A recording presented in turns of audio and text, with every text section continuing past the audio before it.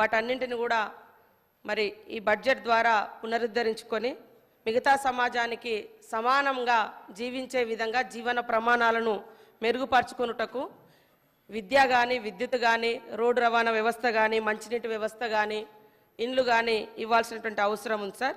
తప్పకుండా ఈ యొక్క బడ్జెట్ ద్వారా వాటిని పరిపూర్తి చేస్తామని తెలియజేస్తూ ఉన్నాము. అదేవిధంగా రెవెన్యూ గ్రామాలుగా మార్చుటకు సంబంధించి కూడా సంబంధిత రెవెన్యూ శాఖతోటి మరి ప్రభుత్వం కూడా ఇన్వాల్వ్ కావాల్సిన అవసరం ఉంది సార్. ఎప్పుడో ల్యాండ్ సర్వే 1936లో ఎప్పుడో అయింది సార్. అప్పుడు ఏర్పడ్డటువంటి రెవెన్యూ గ్రామాలు ఆ తర్వాత గ్రామ పంచాయతీలు పెరుగుతూ వచ్చినాయి తప్ప రెవెన్యూ గ్రామ పంచాయతీగా జరిగినటువంటి పరిస్థితి లేదు. కాబట్టి ఖచ్చితంగా రెవెన్యూ శాఖ వారితో మాట్లాడి ఇది నిర్ణయాలు తీసుకుంటాం సార్. నూతన గ్రామ పంచాయతీల డిమాండ్ కూడా ఉంది, ప్రభుత్వం దృష్టికి తీసుకెళ్ళి మరి దీని విషయంలో కూడా నిర్ణయం తీసుకుంటామని తెలియజేస్తాం.